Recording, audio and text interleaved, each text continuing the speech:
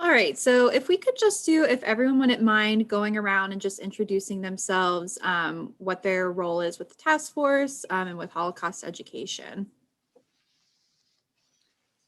You want me to start? Whoever wants to start can start. Okay, Maureen Carter, educator, Holocaust educator, K through 12, and just a volunteer with the community. I'm Barbara Goldstein. I'm the Executive Director of the Holocaust Education Resource Council, and I'm the past chair of the task force. I'm Monty Finkelstein. I've been a longtime member of the task force. I'm currently serving on the Budget and Finance Committee.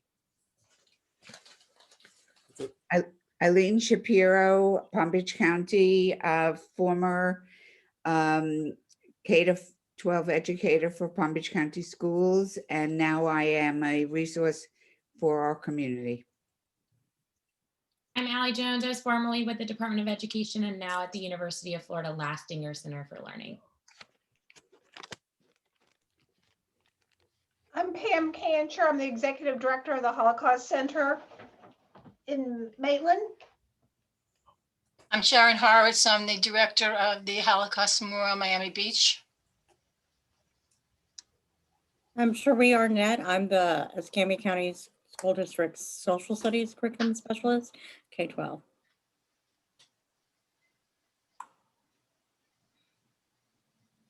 Hi, I'm Beth Delman, Florida Holocaust Museum. I'm Miriam Klein-Kasanov, Education Specialist for the Miami-Dade County Public Schools and Director of the University of Miami Holocaust Teacher Institute and child survivor of the Holocaust. Hello, everyone. I am Paul Burns, Deputy Chancellor at the Florida Department of Education. Hello, I'm Rosita Kenningsburg, President of the Holocaust Documentation Education Center in Dania Beach, Florida.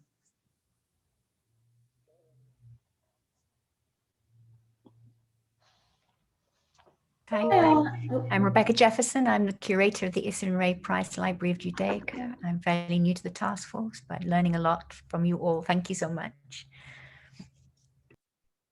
Hi all, I'm Taryn Fensky, the Communications Director at the Florida Department of Education. Hi, I'm Oren Steer. I'm Director of the Holocaust and Genocide Studies Program at Florida International University and a Professor of Religious Studies.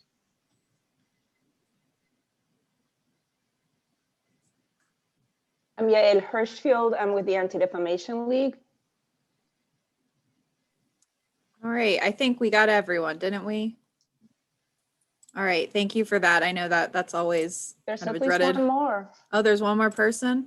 I think so, Mallory. Who we missed? There's 18 people and only 15, 16 identified themselves.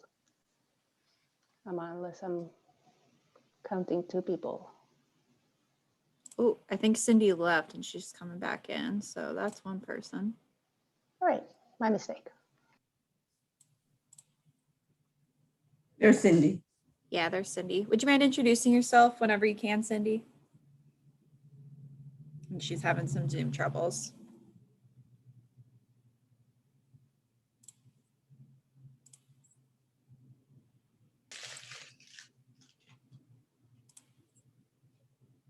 All right, well, let's go ahead and move on for now. I think mostly everyone's spoken. I don't know who hasn't. If you haven't, feel free to jump in or put it in the chat, whatever you'd like. So we'll go ahead and start off. I want to say welcome to everyone again. And thank you for introducing yourselves. I know that's a little awkward to do on Zoom most times, so I appreciate it. So first we're going to go over, you should have received beforehand. I sent out a document to everyone that had our November quarterly meeting notes. So if you remember, that was the one that was, we went over Holocaust Education Week. It was a little bit after that. And we also talked about some issues with the finances and with the grant. And then we had a special meeting in December, which was just to talk about the grant. And then I also included for everyone I also included for everyone the January notes from the Finance Committee meeting where we did that batch of applications. So I just wanted to check that everyone was okay with those, didn't have anything to add. Just kind of provided those so everyone would have a little bit of context for what we're doing today. All right. If everyone feels good with those, and of course, if you think of something after the meeting, feel free to email me. I'd be happy to add that to the minutes. I'll pass things over to Barbara, one of our past chairs. She's going to talk about International Holocaust Remembrance Day, which was on January 27th. Thank you, Mallory. I want to say that what an amazing job everybody did that here locally and statewide and everywhere else. And I just want to say if anybody wants to share any thoughts or reflections on how much has been offered, and I guess that's the silver lining of the virtual programming that was presented. I just want to leave it up to everybody else to share because I know there's a lot of people on here that had programs that maybe they wanted to reflect on.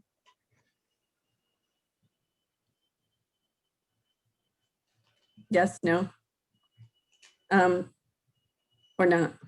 But it was a very important programs were planned. And I think we will use that as a marking point of how we can start the year in January for some really good speakers that were out there.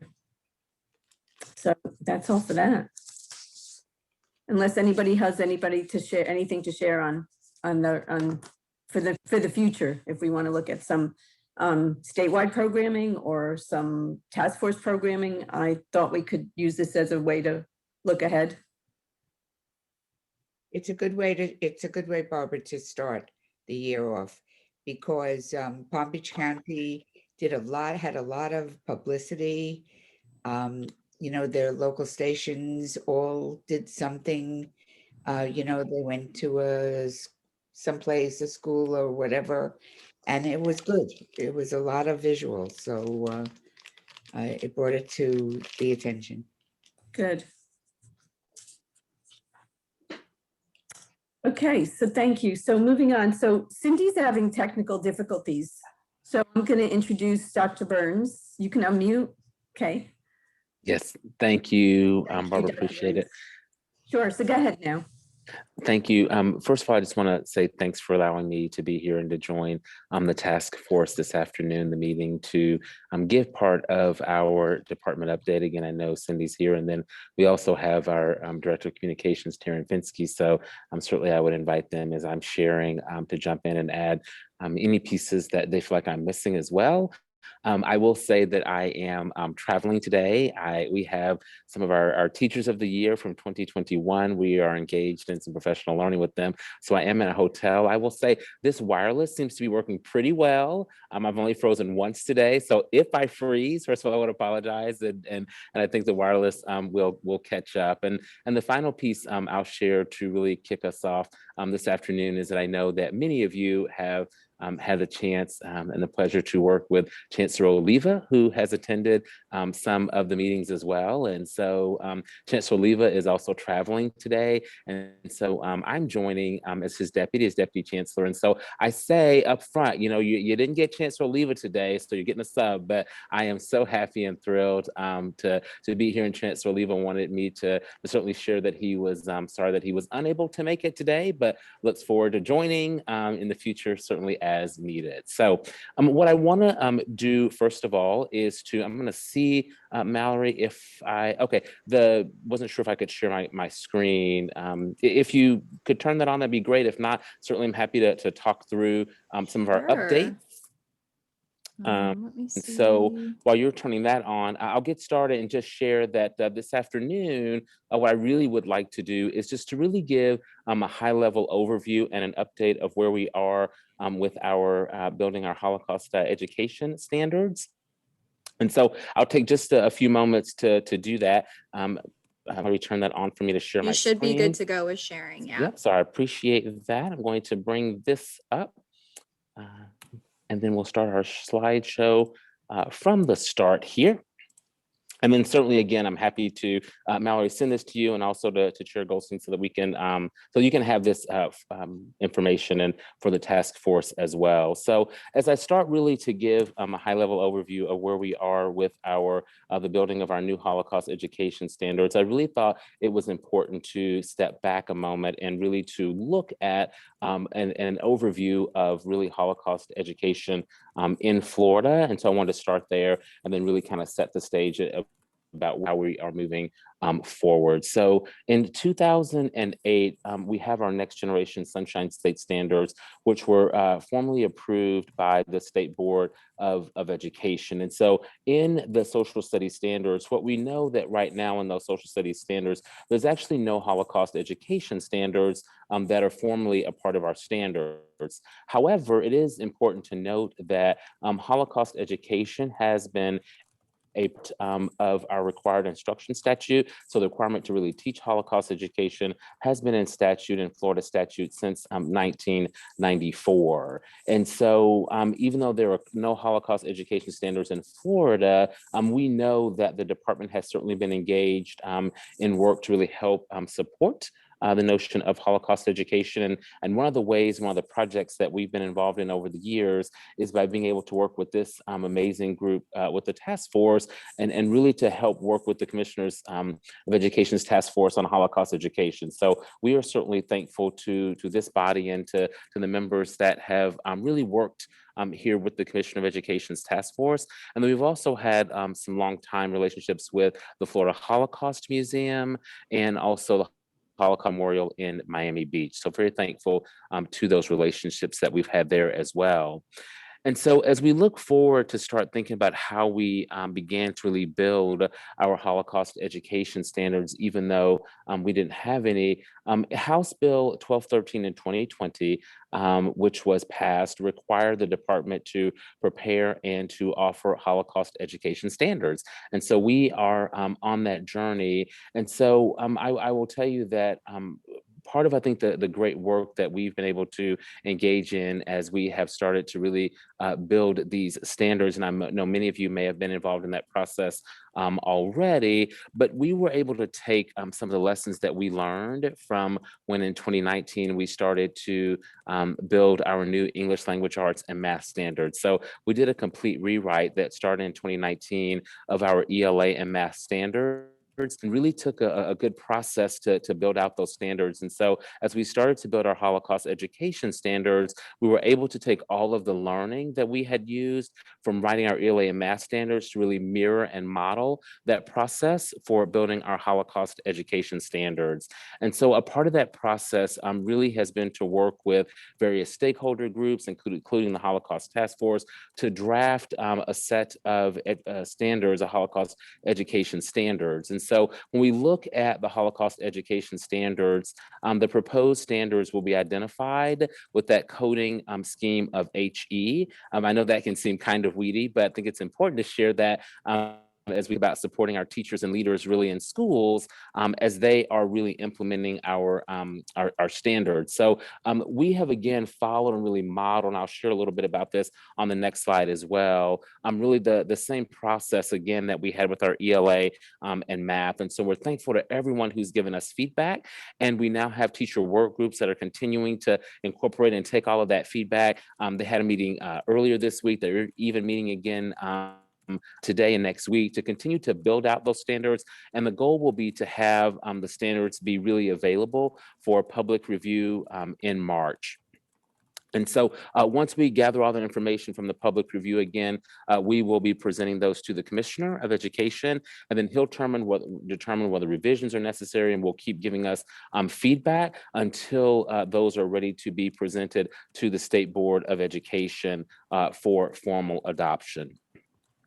On this slide, again, I love sharing this slide because with the success that we had with our ELA and math standards, again, we took the learning from that process. And so again, really applied it to building our Holocaust education standards. And so what's important for us as we think about really building these standards is that these standards really are created by Florida experts, really for Florida schools and really for Florida students. So that's really important for us as we think about the Holocaust education standards that we are building.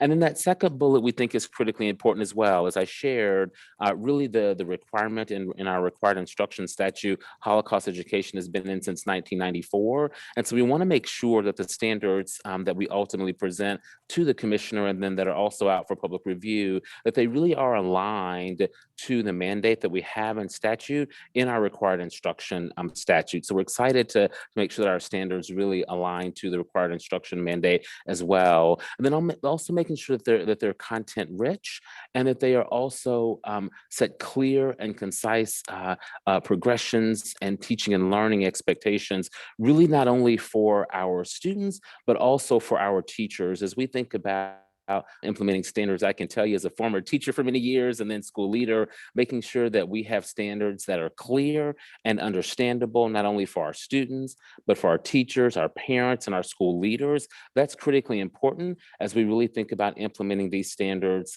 with fidelity. And the final couple of pieces I'll share as we think about the goals for our standards is also, again, making sure they're developmentally appropriate for our students and that they really have those measurable indicators so that we can make sure that we're able to measure if students are learning what they're supposed to be learning when they're supposed to be learning it. That's really an important and critical component when we think about any of our standards in Florida. We want to ensure that our Holocaust education standards are also, we're able to measure that students are really achieving those standards to mastery. So at this time, I'll pause and I'll see if Director Fenske wants to add anything. And then I think Mallory and Chair, I would be happy to answer any other questions that this group may have. And I'll stop sharing. Thank you so much, Dr. Burns. I think you covered it all, but I'm happy to, assist in answering any questions you might have.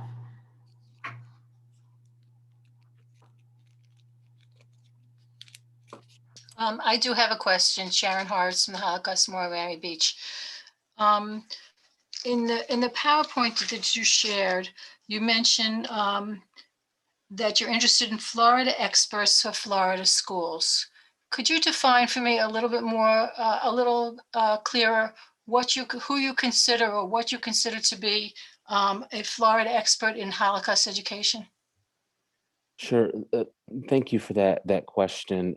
Really, when we think about this notion of Florida experts, it really is really thinking about involving groups like this, like the Holocaust Task Force. And it's also thinking about our educators. We've had some longtime educators, and I heard some on this call introduce themselves as well, who've been involved in Holocaust education across the state. And so I'm really reaching out to those individuals as well. Is another piece. The other piece, and I see Dr. Steer is on the call as well, it's also including our professors at universities, for example, that have been involved in Holocaust education. And then also really those partnerships that I mentioned on that first slide is making sure that we reach out to our partners in Holocaust education that have really been involved deeply in Holocaust education across the state of Florida and bringing that wide berth of individuals together to really help us create and then also to provide that rich feedback that we know that we need when we're developing standards. So thank you for that. I would like to go a little bit deeper in this question of Holocaust experts, simply because sometimes, and it's not only in Holocaust expertise, but in other areas of our society as well, someone might call themselves an expert, but their definition of who they are as an expert is not necessarily a definition that others would consider to be an expert. So, I'm talking about their level of education, a master's degree, PhDs, of course, university professors. And while we certainly recognize the work of the teachers in the field and the critical importance, the question would be, what is their academic experience in teaching the Holocaust? Because we know that many teachers, if more teachers were comfortable and deeply knowledgeable about teaching the Holocaust, we probably would be able to see more of the teaching of Holocaust education in our schools. So I'm I'm concerned about who is considered to be an expert. And I think that my definition might be a little bit different than what the group from the DOE or your officer would consider an expert. And I also think that there are many of us that agree with Sharon. And if I could take Sharon's one iota further, I haven't had the pleasure, Dr. Burns, of meeting you, but I have been involved in Holocaust education. I happen to be the individual, and very proud of it, that wrote the legislation and took me 10 years to get it mandated. Very familiar with the implementation, probably the oldest one on here as far as 40 years in this particular effort. I think where I am coming from, which aligns very well with what Sharon has been talking about, there, let's hit it, right where I'd like to hit it. What does proclaiming justice to the nations have to do as a partner and being a so-called Holocaust expert scholar in this entire endeavor? And if you can explain how that happened and where they are and what their input is, because I clearly heard you say Florida experts. So they're not from Florida, and they are certainly not Holocaust experts. So how did they come to be in this entire process that for many of us is incredibly concerning? Thank you very much. Certainly. And Do you wanna just jump- concerned. Thank you. Director Finsky, maybe I'll start and then you can add if you would like. So appreciate the questions. And I can tell you as a former teacher and leader, I'm a note so I'm written down some of the questions here that revolve really around this notion of experts, and then a particular group that's been involved. I think for us, when we think about building standards and how we're involved in standards, one of the pieces that we are very proud of, and I talked a little bit about this when we built our ELA and our math standards, and I think one of those pieces that we certainly are most proud of is making sure that that really this is an open and transparent process, and that there may be various stakeholders that are able to review and give feedback and provide feedback on any of the standards. At the end of the day, I think our goal is to really take all of that feedback that we get from really, again, across the spectrum, to get all of that feedback, and then to dig very deeply into that feedback with our Florida teachers, Florida leaders, professors here as well, to really take all of that feedback and to come up with a product that we want to, again, get public review on, and that we want to make sure that we're able to present to the commissioner. So that, I think, the goal of this is to again put this out and make sure that we've got feedback from really so many various groups, and then to take all of that work and that feedback and to put together a product that we can then once again get review on. Director Finsky, do you want to add to that?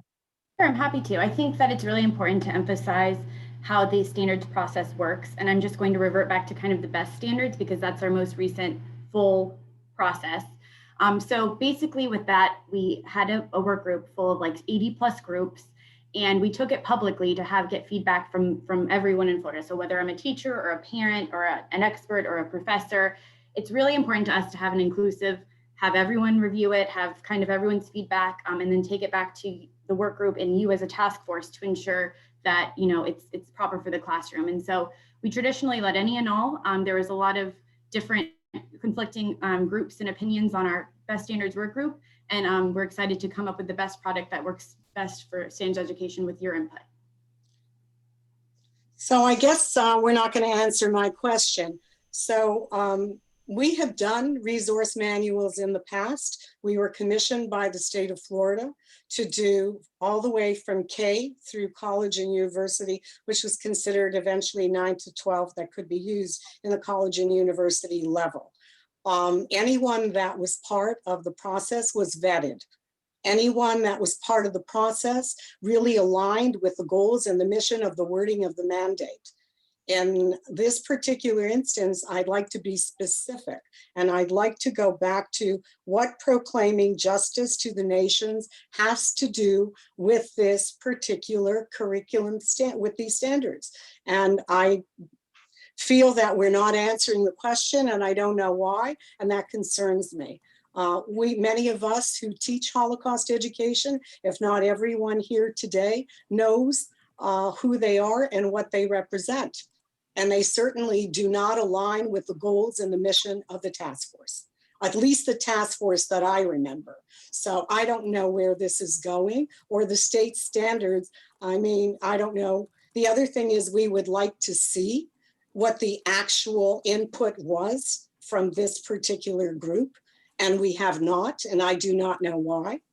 And we have asked Mallory, many of us. Also, I see Yael is on from the ADL. She has submitted a letter to the commissioner regarding who this group, or what this group is all about and what they represent. We have heard nothing back. And it is, I find this, I was on the board of the United States Holocaust Memorial Museum, and I will tell you that board would never align themselves with a group such as that. Why are we? Just to cut in really quick, Oren, you've had your hand raised for a minute. I don't know if you wanted to add before answering Rosita's, or before Rosita's question is answering. I didn't know if it added on to the topic or if you wanted to wait a few more minutes.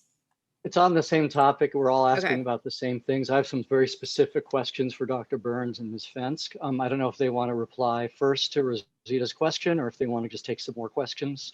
I think my questions can be helpful in this regard. Also, I think my experience can be helpful in this regard. I can definitely come back to the questions and kind of loop them all together if that's helpful. And I will get Great. back. If everyone will bear with me. So the first question, just for the DOE representatives, is can you confirm that in September the governor invited Proclaiming Justice to the Nations to participate in this process? Or the commissioner? They say they were invited. Were they invited to participate? I'm unsure. I don't know the answer to that question. Okay. Secondly, Get the answer to that question, because that would be helpful to us. So secondly, is you've talked a lot about work groups and stakeholder groups. Could you please clarify the terminology? I was invited, and I'm very proud to have been invited. I was very deeply involved in the process that proposed the standards under review. We were mistakenly under the impression we were the only expert group that was constituted and consulted. Could you please clarify how many work groups were constituted by the DOE? And there are more, I would imagine, even now. And if there's a difference between work groups and stakeholders?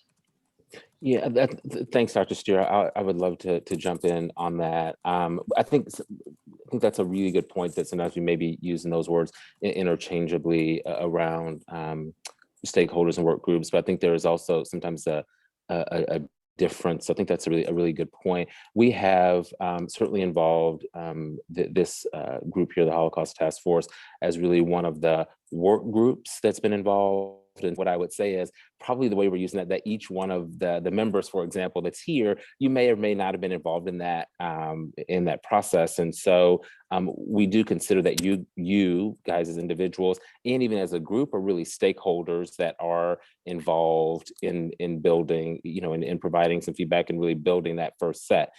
We have also, for example, now we've got some teachers from districts from across the state of Florida that are also providing us some feedback. And so that's essentially a work group as well of educators from across the state that are coming together to look and to provide some input and feedback as well on that piece. And so that's, I think, really how we're thinking about work groups. Sometimes it's the group of stakeholders really coming together to provide that. But then also, as Director Fenske said, just like we had with our ELA and math standards, there are also individual stakeholders sometimes that feel very vested in the work and want to provide feedback. And so really through an inclusive, transparent process that we allow really any individual stakeholder to give feedback on the standards and the development of the standards as well. So that's really how we're thinking about it. So regarding transparency, where is the place where we can find the, because we all know, for example, the expert group that was constituted came as a direct recommendation from the task force, I believe, or it was part of a consultation with the task force. So where is there a record of certainly our membership, the 10 of us were in the expert group, as well as the membership of the other groups that were consulted? You didn't really answer my question. The actual groups that were invited to participate in this iterative process. Sure, what I would say that we could get that. Who is in those groups? Yes, sir. We can get that information for you on the exact members who are in that, for example, in the teacher work group. And so that's some information that I'm happy to send over to Director Finsky so that we can certainly share that information with you. So there are teachers and leaders from across the state, and so we can send that over. And it's been my experience from being part of the process that there were really only two groups that were consulted, the expert group and Proclaiming Justice to the Nations, as well as one outside consultant, Dr. David Patterson in Texas. Is that correct? We have a teacher work group now that's looking at that. Now, but in terms of writing the standards, the writers, the creators of the proposed standards were the expert group and Proclaiming Justice to the Nations. And then those two proposals were vetted, were reviewed by Dr. David Patterson, who gave feedback on both of them. The DOE in October tried to put them together without explaining where they came from. As a group, I think I can speak for the group, we roundly rejected the insertion of approximately 50 before seen standards and benchmarks that came from PJTN. We rejected that, and as you well know, Dr. Burns, from my review, those standards somehow came back. So when you talk about the transparency, I'm not understanding at what point is the process transparent. It's been completely obscure. It's the opposite of transparent. Every time we ask who is the group, where are they coming from, how are they getting involved, we're not getting any answers.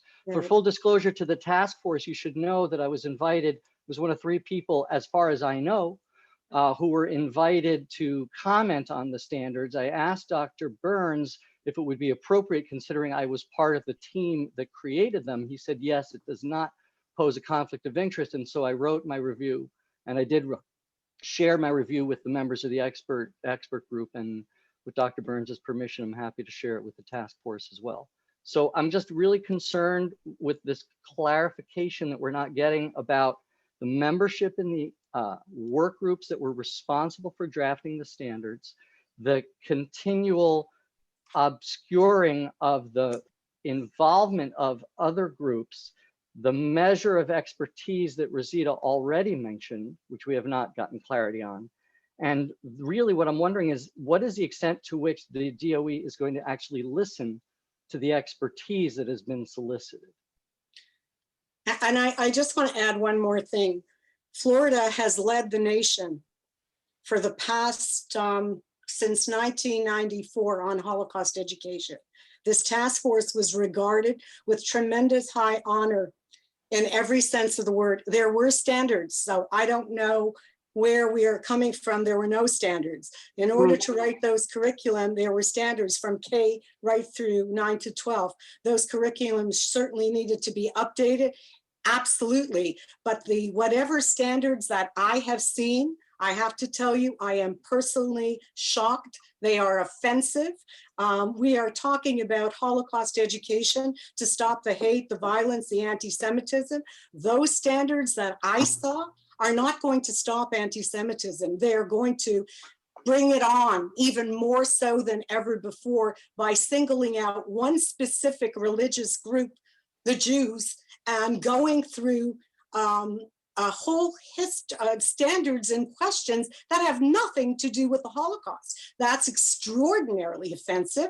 And anyone looking at it who has never met a Jew is going to say, who are these people? Why are we studying all of this? So this is a concern on so many levels. Whether it's the teaching. So we are here today spending our time, our efforts, our commitment, our support to make sure that this does not go forward as it is now, and that we can explain to you so that you don't say to us later, why didn't you say something to stop it? So we are standing up, speaking out, and telling you what's wrong. And we consider ourselves, many of them here are experts in their fields. So reaching out to groups that have horrific reputations is not going to take where I started with this, is going to put Florida in the worst possible light, and anybody that will have anything to do with this particular group that is one of the partners, which is a shock.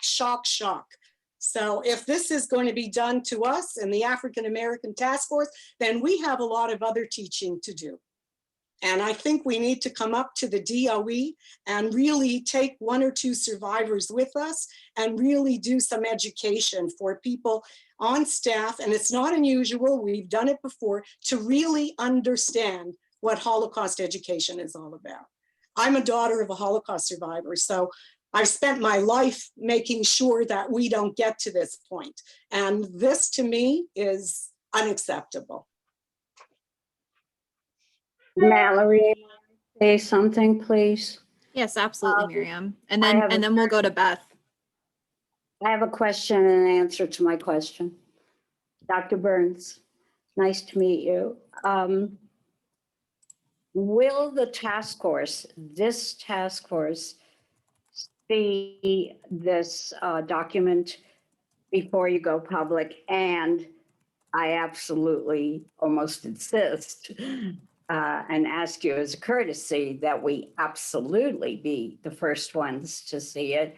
And building on what everyone else has said, I am one of the very earliest members of this task force, along with Rosita.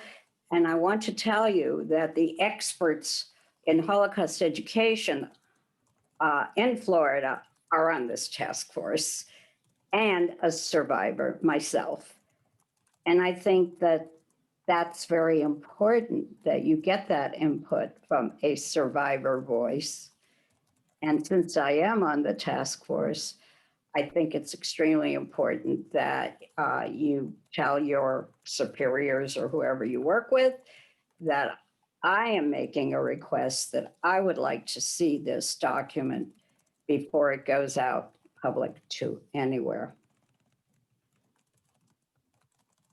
Really appreciate that. And for me, what I would say is the answers. And it was the one time my internet froze just a little bit, but I heard the question around seeing the next version of the standards.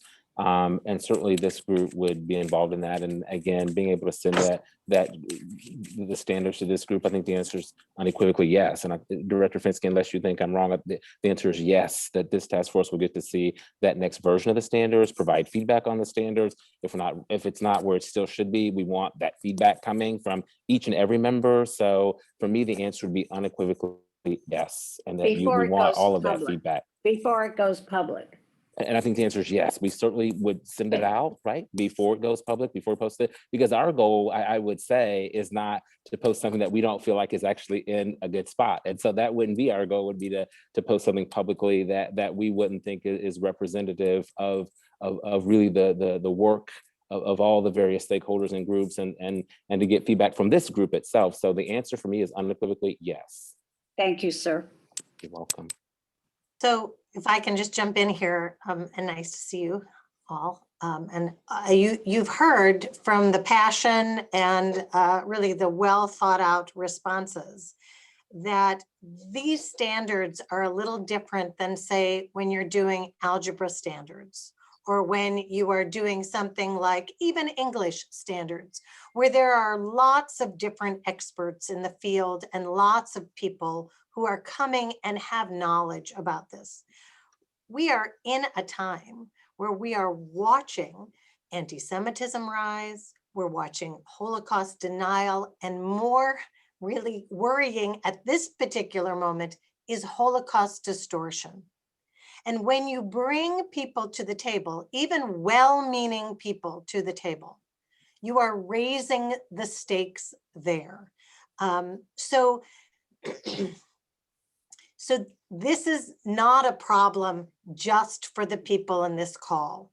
This is, I think, something that we have been trying to convey, that this is a problem for not only the Jewish community, but a problem of all people of good conscience. When we bring in, and please forgive me, every time you say stakeholder groups, it sets, I think, all of our hearts beating faster, because there are many stakeholder groups, including the stakeholder group that would prefer Holocaust education not be taught in the school system. Those are one of your stakeholder groups in the state of Florida. So this is a difficult path for you to walk down, and I understand that. If I could suggest that having this teacher work group, which is such a wonderful idea, to have them even meet together with at least some of the people who were part of the group that was looking at this, or part of the Holocaust task force, it would quickly make it, why make these people work on standards that in the end you may bring to us and we say, oh my God, no one teaches like this ever, anywhere. So I've talked too much, but I just want to say that the issue here is larger than bringing stakeholders to the table. The issue that we are all concerned about is Holocaust distortion and anti-Semitism. Could I interject that maybe we can answer some of Warren's questions? I think we would also love to hear, and I totally agree with everything everyone has said, Beth, but I'm very interested in what the answers are for Warren. So just to be consistent, and I definitely understand that this is, I appreciate your passion, but yes, during our last standards process, and I'm just trying to discuss the process so you have a better understanding of how it works. We did put together a list of the 80 different groups, and we had over 100,000 different commenters on the standards. And so I would be happy to provide a list once we get it together of anyone that has been involved in this process, but also show you the list of 80 different stakeholder groups. And just to refresh memories, our goal was set to eliminate Common Core, and there was folks on the stakeholder groups that definitely aligned with Common Core and preferred Common Core. And so I just want you to see the myriad and large number of folks that weighed in, and I'm happy to provide that list to you as well on these standards. I just don't have it accessible right now. Warren, I don't know if those are answers to your questions. I'm not getting it. Maybe you are, so. I thank you, Rosita, for the invitation. I'll take it as an invitation to speak some more. And I apologize to everyone for dominating, but I think it's really important. I think it gets back to the issue of expertise. And so you're comparing apples and oranges here. The process the state went through, which took a few years to eliminate Common Core, consulting 80, I don't know what you're going to call them, stakeholder groups or work groups. I mean, the difference is that stakeholder groups are people who state an interest in a problem, right? It can be anybody. Work groups are the people who are actually working on the solution to the problem. It's a huge, huge difference. So you could say, for example, the task force is a stakeholder group here, right? Because it's interested in this issue. But the expert group that was convened by the Department of Education with 10 people was the work group that was actually trying to propose a solution to the problem, right? So we're still not clear, but it seems like we've got apples and oranges. That process that involved over 80 groups, and you say 100,000 people feeding in, I can't imagine that your consultation process in this case has been anything like that. And I'm wondering why you don't know what it has been. I asked a simple question. It seems to me that there were only 2 groups that were actually formally consulted. One was named the expert group. It was convened by Mike DePiero. I was a member of that group, as were a couple of other people on this call, okay? The other is a group called Proclaiming Justice to the Nations. We don't know their membership. We don't know who is writing their copy. We have seen their website. We have seen what they stand for. And most concerning is the degree to which we can't quite see what they stand for in the context of the standards they propose, because the DOE keeps throwing them all together and presenting them out to the world as some kind of already vetted consolidation process. That's not at all the result of our work. So I asked in my review letter, and I'm going to ask again here very, very directly, before it's too late, dispense with the outside Christian lobbying group.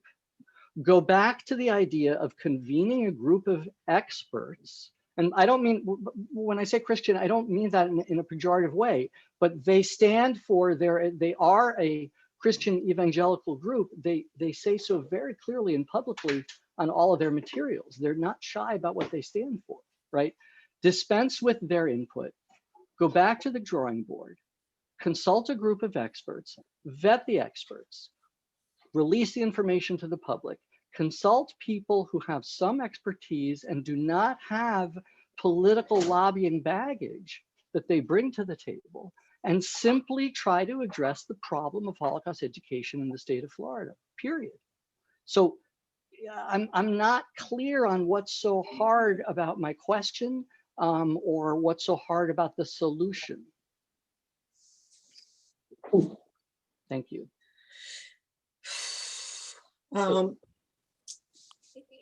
I hate to put you on the spot, but if there's anybody who knows more about that particular group, are you comfortable in maybe giving us a little 1-2 on that? Sorry, before Yael jumps in, I just wanted to know, am I going to get an answer to my question? Obviously not.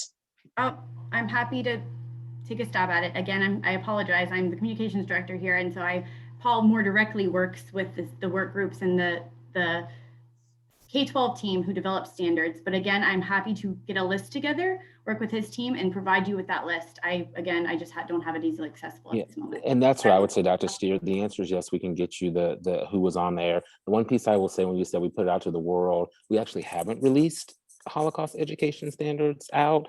We had feedback from this group. We had feedback from other stakeholder groups. We then sent that out, and yes, included you. We're thrilled that you gave us all of that rich feedback. We actually haven't released them to the outside because it is still a work in progress. And so I know that was my point.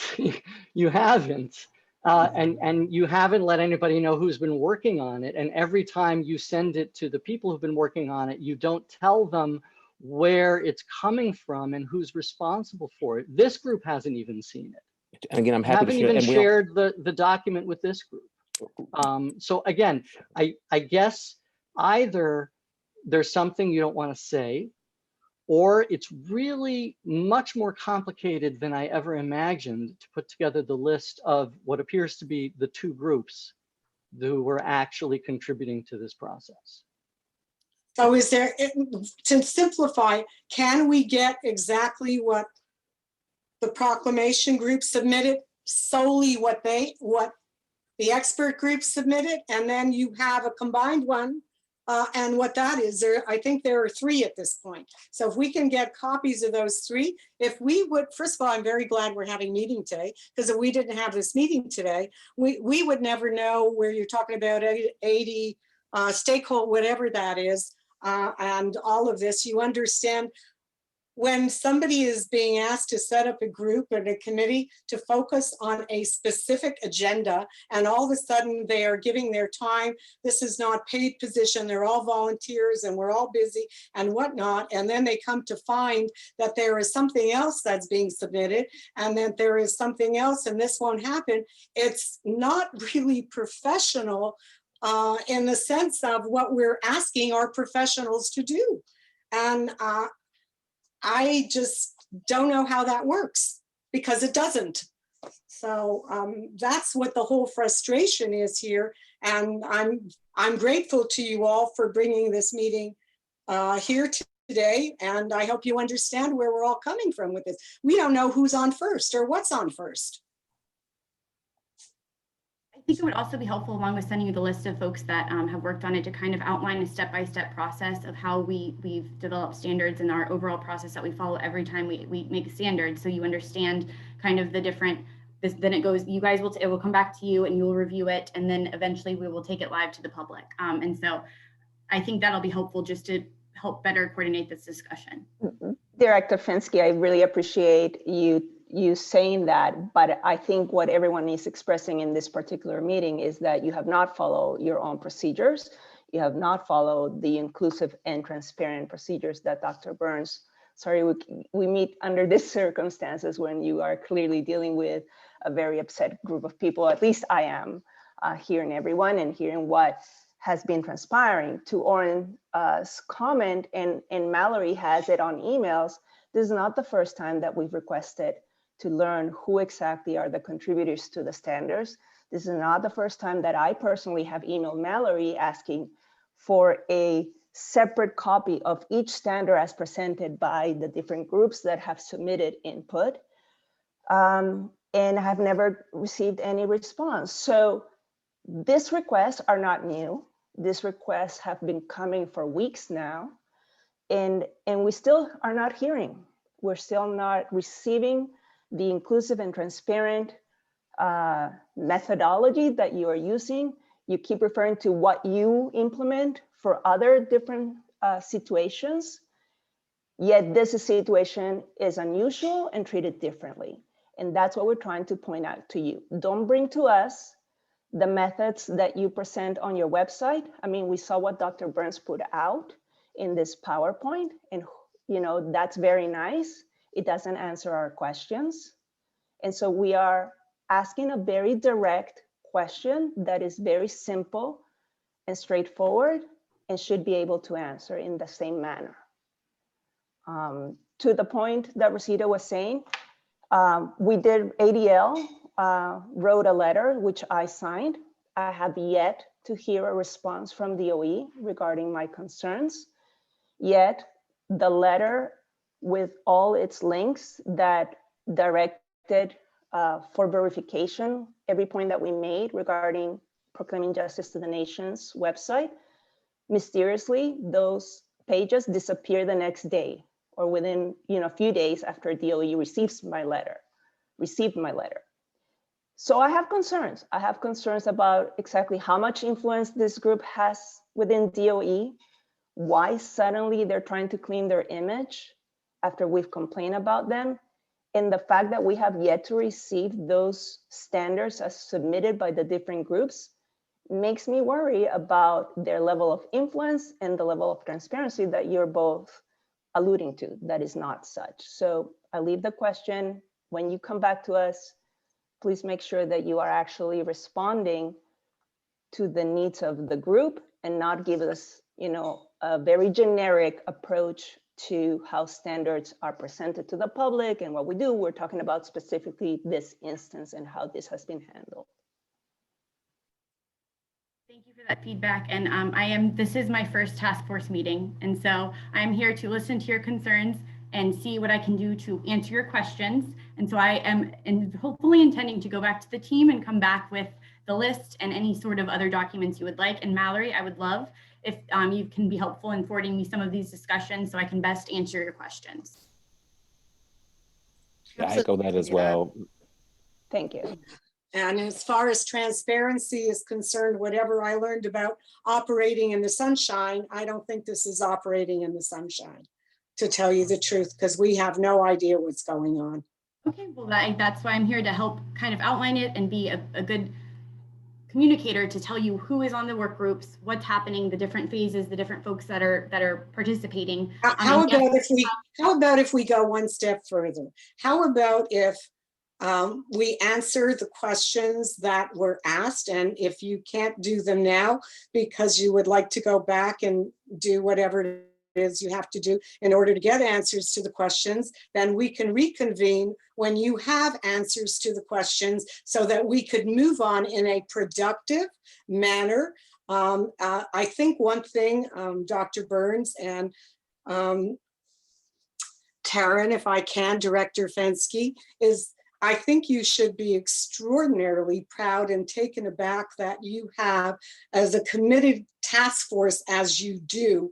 There are usually committees that you don't have 100% commitment. And this is a very special group, and they all bring to the table everything needed to make this task force what it has been. And we want to make sure it continues and grows in the manner in which it was set out initially to do exactly what the words of the mandate say. So I don't know what else there is on the agenda. I don't want to, as they say, beat a dead horse. As far as I'm concerned, we're not going to get an answer today that we are going to be comfortable with. So maybe let's get some answers and come back is what I would suggest. I'm happy to do so, and I do appreciate your passion and all your hard work. I really do. As the communications director here, I delve in a lot of different topics, and so I just don't want to incorrectly answer your questions, and that's why I want to take them back and get you a list and get you a full understanding. I assure you I'm very, very thankful to be a part of this, and thank you again for all your hard work. I will definitely be. May I ask that maybe if you you had excellent questions, and if anyone else does, we could submit a list to Mallory and she can send them and figure out within a week or so if we can come back and have these, and where are we going from here? But okay, so here we are at this point. What's the next step besides answers to these questions? Where do we go from here? Would you like to speak on the standards? Sure. Yeah, I think the what I would say about where we go from here, I think that's a great point is, getting the questions, making sure, Mallory, that you send those so we can answer those. And I think that the next part for me about where we go from here is not only answering those questions, but then sending you the documents so that you can provide feedback. And then what I think is particularly great about our work, and I do still think it's important to talk about the standards process, because what I think is particularly important about that is once you have all that, it's really kind of co-designing and hearing from this group about where you think next steps are. So it's not just the DOE saying, we will do A, B, C, D next. And so that's, in my mind, what I think is the beauty of this group, and a group like this task force, who once we have those answers and you've got the documents, we'd love to hear from you as well about what do you think some of those next steps are, so that we can work collaboratively. So. I'm sorry, I just want to jump in and ask though, because it's still a little confusing. When you say the document, are you referring to the current amalgamation of proposed standards and benchmarks that I reviewed? What I think I heard from this task force is that you wanted to see all three. So I guess what I would say is that it would be all three. I'm not sure I would just send that, Dr. Steer, because that's not what I think I heard from this group. And so I want to make sure I honor what the group wants. And so I would think I heard something different, is what I heard. No, I personally asked Oren for all three because that's why I thought I heard that. You know what? I'm going to go even further. Whatever you have, theirs, ours, Kaglan, whatever he's talking about, all of them. That's what I heard. I just would also like to know your timeline. What is the DOE timeline for the standards? When are you planning to go to the public? When are you planning to, so we can work backwards, not that you say to us, oh, well, it was supposed to be March 16th and we didn't get it in time because you did a meeting later. No. Tell us what your timeline is and let's fit into that before you bring them out to the public. Unless that's not the role of the task force. Maybe the role has changed. I don't know. So does that help, Dr. Steer, to answer that question about what the documents would be providing? And then I'll go back to the timeline. Did that help on that question? So you had talked about a teacher workshop, just to try to clear that, teachers who are working on this. Mm-hmm. So whatever document that group is working on as well. Exactly, that'd be part of it. As possible. That would be really helpful so that we know what's out there. I guess, I just, not to beat a dead horse, but I guess, the issue is that let's say we were a team that was responsible for putting together standards regarding the teaching of, American slavery, and that one of the groups that was contributing to it was championing the so-called lost cause of the southern states. That proposal that group would contribute would be tainted. It would be very deeply problematic, even if they, maybe some of the stuff in there were somewhat kosher. It's like they could mix it all together, and a lot of people would never know. because then you've got another team that's just looking at a whole soup where everything's been thrown together and that has said, here are the proposed standards.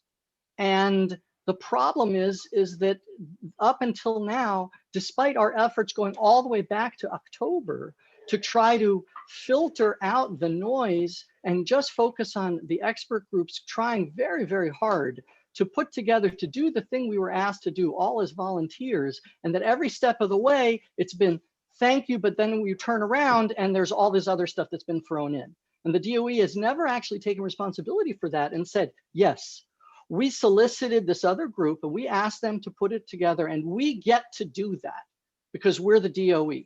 We get to disregard the expert group's opinion, and we get to say who is responsible for proposing Holocaust standards for the state of Florida. I don't think this group would agree with that. I don't think the expert group would agree with that. And we've been saying that for months. And it's very problematic just to put out one document, another document, amalgamation. You got teachers right now who are looking over the amalgamated document as if it is a appropriate thing. You've got me, at least, writing you and telling you that it is not appropriate, in my opinion. May I respond to that, Dr. Steer? We've got to kind of slow down the process and understand how we got here before we blaze ahead. And may I respond Yes, to that? please. That's actually not accurate, Dr. Steer, that the work groups are only looking at that. You call it amalgamation. That's actually not what they're doing. They have everything, and that's part of the process of the work group. So I just want to be clear too that that's not what we've done, and that's why we're happy to send that information to you. The work group has what every stakeholder has sent. They're not looking at just that, what I sent you, which was kind of amalgamation. That is not all that they are looking at. So I just want to make sure that we're clear on Thank that you. piece as well, because that's Thank actually you not for the accurate. So I want to be clarification. just really clear about what the work group has. I apologize for misrepresenting. I assumed that they were Thank getting you. what I had gotten. My They got that apologies. plus the what every stakeholder group, anybody that's given feedback, they have every bit of that information. So it's not just something that was just the amalgamation. So Thank Dr. Burns, if the other group has everything that everyone has submitted, why is, Dr. Steer shared the amalgamation only when he's been asking for the separate ones? And I will say, I am sorry just because I didn't know Dr. Steer was asked that. I mean, there's the only communication I had was I got Dr. Steer's name to invite him to provide feedback, truthfully. And I would just go on record honest, I had no idea. I'm not sure who Dr. Steer emailed to ask for those, but it certainly wasn't me. And I really appreciate learning that today. But those emails didn't come to me or to Director Fenske to say we wanted these pieces. But I think that's why we're happy to gather all this information and come back, because it does sound like we can get better at this. But truthfully, those didn't come to me. And so I think that's partly why that, Dr. Steer didn't have that, because I just didn't have that information. Mallory, I'm going to let you read the questions on the people are commenting.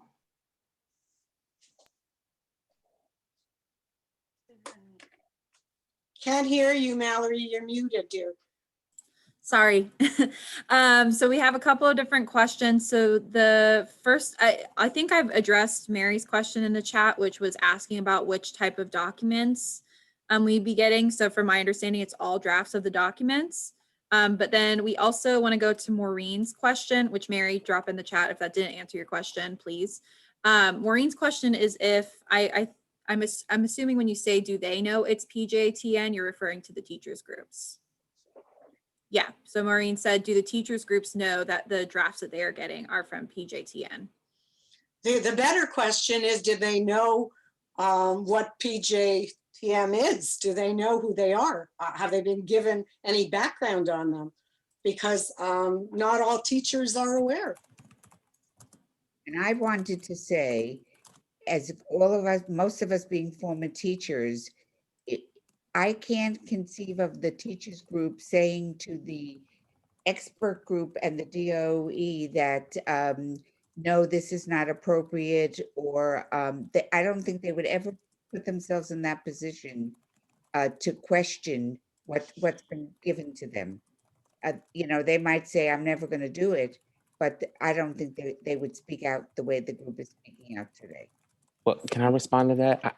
Actually, they do, and they did for ELA, they did for math. We have Holocaust, we have character ed, and we have Florida Principal Leadership Standards.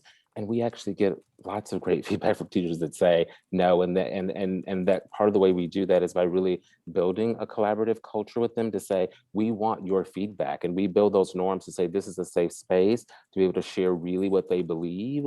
And so as far as like what the standards say, and so we actually get really rich and good feedback where they actually push on us. And because it is a collaborative nature, we really built that culture with them. We're able to push back and forth, and we share with them, we really want to hear from you. So if they don't like it, they tell us right up front, to be honest. So we're really lucky in that way that we get great feedback from the teachers who are on those work groups. So that's really a great point for us to, and we're really kind of proud of that point. I just wasn't sure that they had the Holocaust background enough to be able to do that. I don't understand why you didn't just take the word of the expert group that wrote the original standards that Oren and Sharon and I don't know who else was in. They were fine. I don't understand why you had to do this whole going out to this one and that one and that one. You have the expert group here that are all trained for over a combination of 30, 40 years in scholarly Holocaust background, as well as public school curriculum background and university. Why did you have to go out to all these other stakeholders and organizations? That's what I just don't understand. Barbara, you're muted. Just go ahead and Okay, unmute yourself. now, can I ask a question? Well, can I have an answer to that, Dr. Burns and Taryn? Why did you pick an expert group and not just stick with what they had to offer and then get the approval of the rest of us? What I think I would start with was that of really, having that process where we get really feedback from.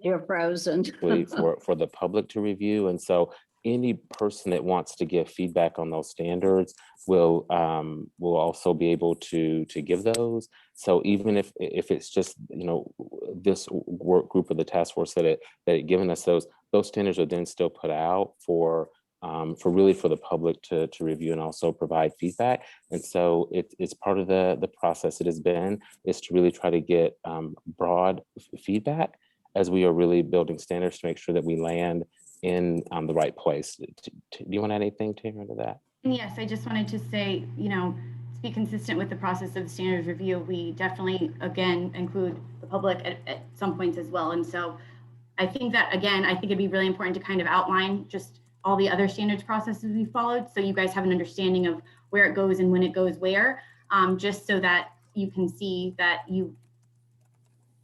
everyone that would have input in the situation. Do you do that with other genres? Do you do it with math? Do you do it with science?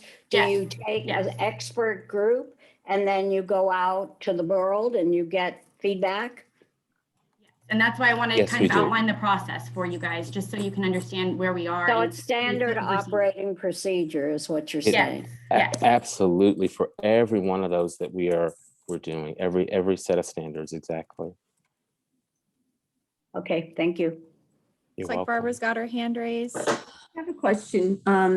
So when this expert group was created, I understand from Michael DePura that they were vetted. They were, the DOE supposedly made sure that they were qualified to serve on this expert group. So that said something to me. So was other groups and other work groups and stakeholders, were they vetted? Would the KKK be able to be submitting standards, and would that be appropriate? I want to have some clarification of who can get vetted, if people are vetted and groups are vetted, because I know when people are nominated as a task force member, they have to be checked. So why would they not be checked for this if their background qualifies them as a Holocaust education expert? Good question. We do vet, for example, we have those teacher work groups. We do go through that vetting process. But there is also still a way when we think about our standards process, when anyone is able to give feedback, there is no way for us to vet that piece of it, but that is our typical process. And so you vetted proclaiming justice for the nations. Because I think where Barbara is going, or I would go. Were they vetted? What I would say is that for anyone who wants to provide feedback, I'm sorry, I'm getting a lot of echo. No, was Yeah. proclaiming justice to the nations vetted? I think we're using the term, if you don't mind, I think we're using the term vetted just similarly to how I accidentally said expert versus work group. And so I think that we look into every group, but then eventually the entire group, if it's 100,000 people submitting 100,000 comments, it's hard to narrow down exactly No. When I use the word vetted, I mean the word vetted, because I've used it before, and that's exactly what I mean, vetted. Has it gone through a process that they're credible? Have they gone through that credibility process, knowing who they are and that they have expertise and they're on the right side of morality and justice? No. And we Okay. can No look into that answer and is get a you no that to me. and get you Okay. that feedback as well. Let me just be, clear. We're asking very clearly about two different things. One is about the process while the proposed standards and benchmarks are not yet released to the public, and that should require some kind of vetting and some kind of transparency, which we're asking about now. And then there's about the process while it is being and after it is being released to the public, which is where you get 100,000 people voicing, their questions and concerns. And obviously one cannot vet public comment.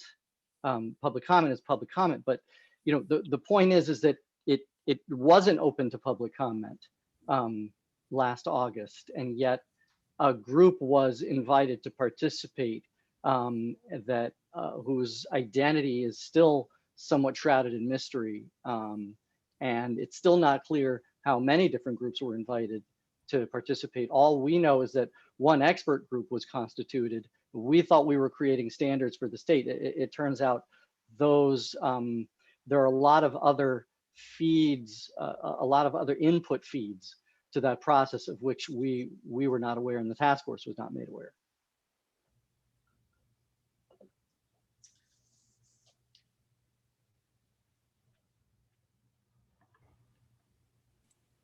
That's why I'd love to provide you kind of an outline of what the process looks like so we can better understand and have a better discussion. And again, this is my first meeting, so I'm learning a lot from this discussion, but I would love to come back and discuss it further. But just to be really clear, the process as it happened, not the process as you had it for some other process, the actual process. I think that we're all asking about what actually happened, not about what the ideal is with the best standards and math and ELA and other sorts of things. Like, And I'm happy to come back and get the details. This is my first meeting, and so I'm We learning a want to lot. know what happened to us. What And happened same to for me. this This is my task first one as well, so I'm happy to collaborate with to get I those will- I'm- answers. It's my first one also, so we're all in the same boat. I think It's my we're first one like this. Never had one like this. I think I don't want to cut anyone off if anyone wants to give another comment in this meeting, but it does seem like we are going to be meeting again. So for now, are we all okay with kind of tabling this conversation for when we get all the documents in front of us and talk again more thoroughly and move on with the rest of the agenda? Obviously, if everyone's not comfortable with that, we can continue this. But it does seem like people want to have another conversation later. I just want a commitment again that nothing goes out to the entire world until this task force, sees it first. Should, my question is, should we be having teachers look at this before we get answers to this? Because things may change. Well, those work groups have already started, and so teachers are looking at all of the feedback. So the reality is that it started, but you will, since we've committed to sending that to you, you'll be able to see what they share as well. But that process is ongoing. I just have one other question. who is making all these decisions of all these meetings and everything in the process? That's what I'd like to know. Is there a staff person in charge of this? Is there someone else? Who is doing this whole process, not anything else but Holocaust? Who is in charge? Who's the staff person in charge? Who's the professional in charge? Who's leading this whole effort? It's not the task force. Who's leading this effort? So Dr. Burns, is it you? the way it works is that it comes out of our standards team. And so Dr. mentioned Michael DePiro is our staff member on our team that has been helping lead this. So it comes out of the program office that's helping lead it. So let me ask you the next question. Dr. Michael DePiro, he is familiar with everything that we have been told today. Is that correct? He Yes. understands every single aspect. Absolutely. So my question is, if he understands and you know he understands every single aspect, why don't we know about it? Why haven't we been brought up to date on everything that he knows that concerns this task force? Maybe that's another question we can get answered. Yeah, and I'm not sure I followed that. Can you share that? Can you share that with uh, me again? I'm not sure I followed that. Well, if Michael is in charge of this whole process, we have been trying to get answers regarding everything. We have not been able to get any of the previous standards in whatever form, from who, how, who. If he had all that and he is working with us, how come we don't know anything and he does know it all? Why is he not sharing it with us? Got it. Thank you. That question is more clear. Thank you for that good answer. Hey, I have one final question. I understand the state's process of asking for public comment. I'm hearing your explanation for that. Don't necessarily understand it, but I hear that. Who makes the ultimate decision of what gets included in the benchmarks and standards? Is it this group that is obviously made up of the experts in the state as to what is ultimately included? Or is it somebody else and other groups who don't have the expertise that is represented on this screen right now? So the way I would, Public comment is one thing, sure, the way I would, but who decides what is ultimately incorporated? so the way it works is the standards are eventually, all standards, every one of them are eventually presented to the Commissioner of Education.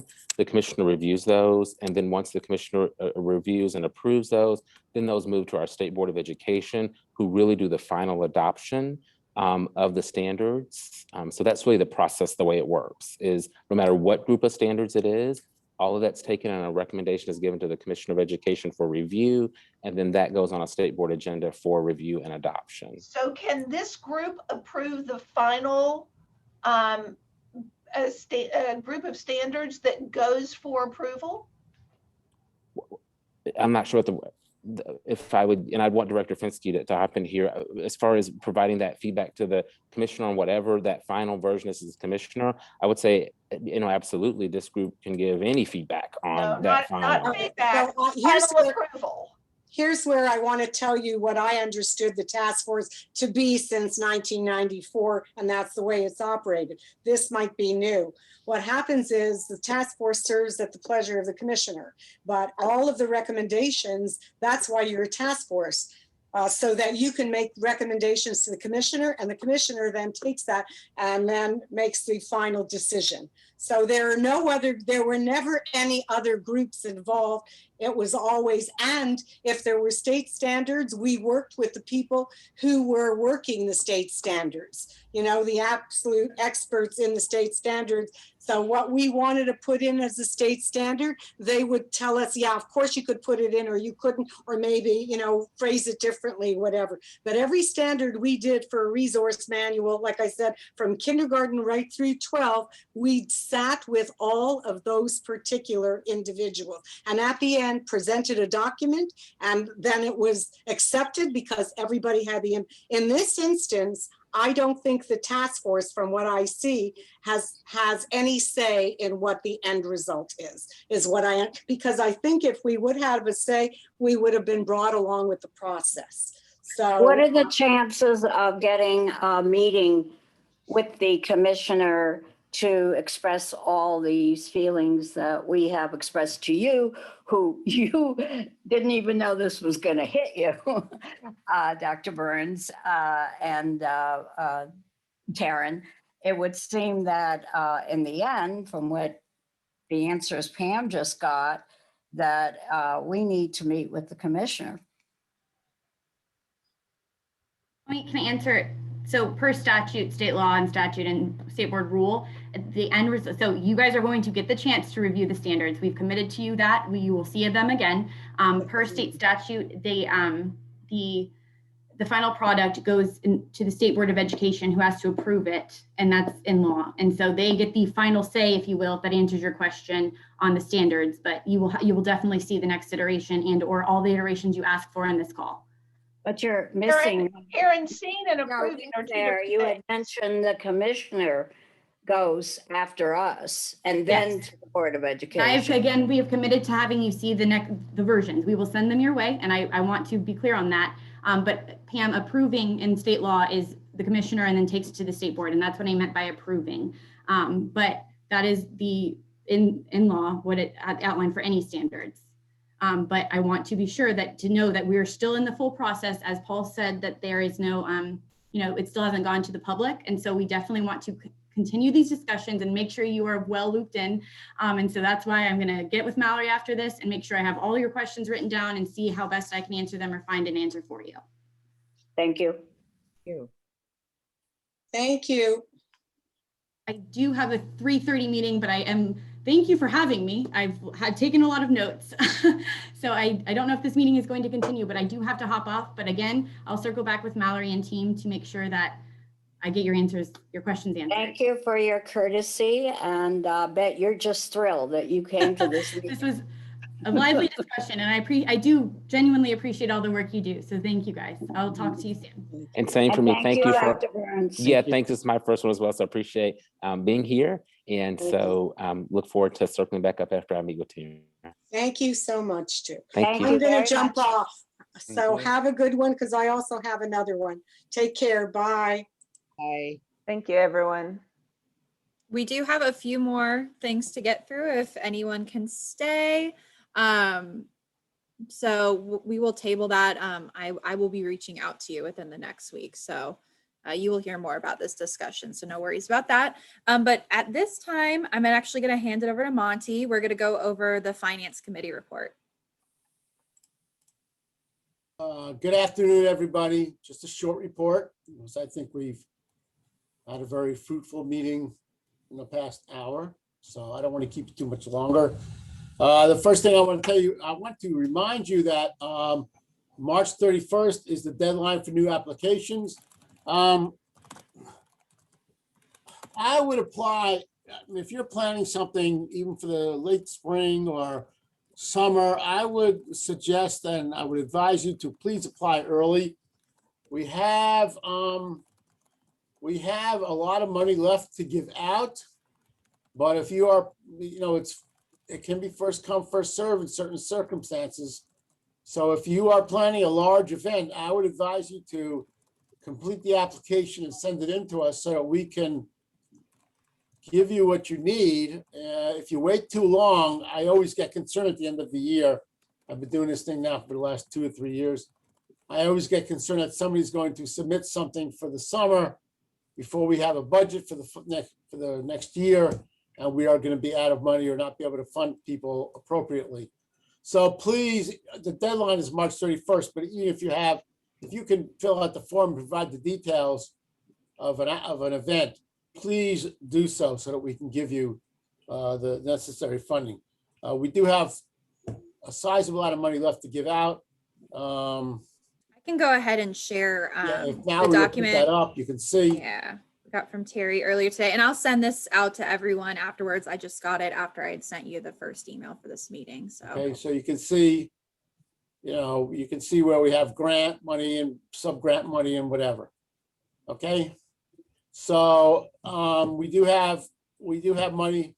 So please apply and let's give that money, which brings me to the next thing. We did approve a bunch of applications earlier in the year.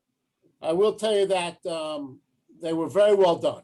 There was just a little bit of discussion among the committee members, but nothing negative on anybody's application. We had some small questions which we managed to resolve ourselves. You guys did a great job filling out the applications, and please do so again.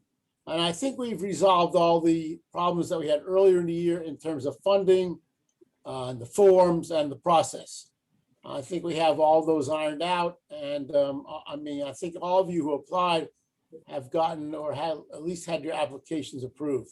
So let's just keep up the work. But like I said, please apply early if you can. That way, it's best assurance that you'll get the money that you need. Okay. Mallory, since you pulled it up on the screen, can you just take a second and clarify the dollar amount so we know exactly? Yes, absolutely. So can you see my cursor? So we've got this first amount, which is the 94,000. So that's the total, how much that is getting granted by DOE. So that pays for like my salary, for grants, for everything. So the first payment we've gotten from DOE, so we've received $23,500. That's how much money that DOE has already distributed. So there's 94,000 allocated, but they've only sent out 23,500 so far. Okay. And then this number right here is the, this number right here is how much we have left to spend that's still in the award at DOE. This number right here is the most important number for task force, I would say, because that's how much money we have total to spend on subgrants. Okay, so far we've had $30,265.70 of approved subgrants. So some of those have been spent, some of those have not been spent yet. So some of those could be for events in March, May, June, but they are approved and so they're included in the budget. So that brings us to probably the even more important number, which is $29,720.30. So that's how much money is still remaining that can be requested for. I will say that this does not include, we have had some applications come in for the March 31st deadline already. I want to say those come out to about $8,000. So you'd subtract that from that, we're still around $22,000 left remaining. So there is a significant amount of money left. Then these numbers down here, so far the task force has spent $12,733.48. So that's how much has been given out of the grants that have been approved so far. And this number right here actually goes back up to this number. So this is the number that DOE has already given over to be spent. And this is how much of that is left to spend. So I know I ran through that really fast, but are there any questions about anything on this form? And I will send this out to everyone as well. All right, I'm gonna go ahead and stop sharing. But yeah, please feel free to reach out with any questions and I'd be happy to answer them. All right, and I think, all right. So I'm also gonna talk very briefly about just upcoming events. So as always, please send them to me as soon as possible. I'm gonna try and start doing like the third week. I'd really like to have everyone's events in so we can send out the newsletters as soon as possible. Also, Holocaust Remembrance Day is coming up on April 8th. So I would really encourage you to get that information to me as soon as possible so we can really coordinate the promotion for that. And if you have any events that, this is also open to, it can be open to Florida events, or if you're participating and speaking at an event hosted by someone else, that's excellent as well. But we'd really like to coordinate those as much as possible through the task force. So please do send those to me. Anything to add to that, Barbara? No, that sounds good. Okay, and then I will also do very quickly, so we have, and I'm seeing everyone that's having to go, that's okay. I'll send most of this out in an email too. So we've also been working on a task force logo. You may remember a couple months back, I sent out some drafts of 2 types of logos. So we've also received some drafts from, what was I going to say, from DOE. So let me get those up for you right now.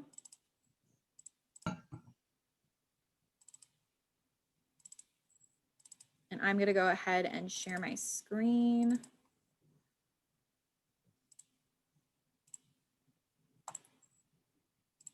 All right, so you guys should be familiar with this one.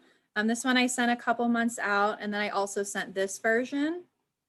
So these were the originals we were kind of dealing with.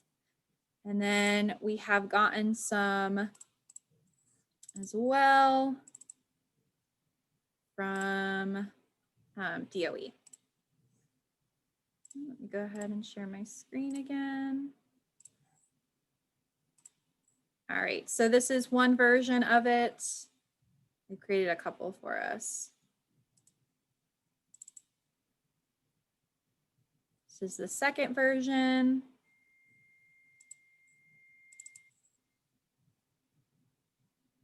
The third, so that kind of uses the first logo. And that also uses the first logo a little bit.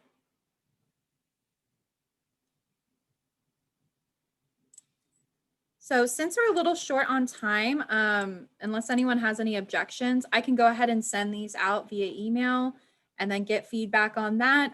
It can be anything. I know the first round I sent out, there were, some questions about clarifying some of the text, colors, the design, any concerns you have, be happy to see them. And I can pass those on to the communications department with DOE. All right. So with that, I'm going to pass on to Barbara, who's going to handle the other business. Sure, I think we're almost complete. The last thing on the agenda is the Association of Holocaust Organizations, AHO membership. And we've never discussed this as a task force. It hasn't been paid yet. I just wanted to let you know, everybody will be paying it, but they've canceled basically, so nothing's been occurring in person. So how does everybody agrees that we still should continue to be members of the AHO, is that right? Yes. Okay. Even though I'm a member already, so some of us might be already members, but we should as a task force be member. Okay, thank you very much. Just wanted to bring that to the agenda attention. That's it. All right, so with that, I think our next meeting should be sometime in May. Well, obviously, I'll be sending out a doodle poll to get people's availability. And then as far as the next meeting, I'll be in contact with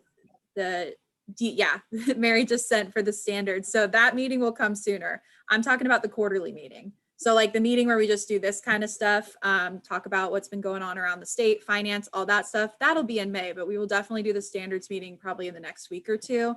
I'll talk to DOE and we will set that up for everyone. So thank you everyone for coming and for sticking around for this meeting and sticking around to the end.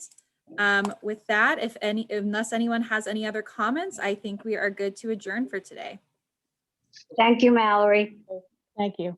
Don't leave, Mallory. All right, good to see all of you. Thank And you, everybody. we'll probably see you in the next week or so. Bye. Bye, everyone. Warren?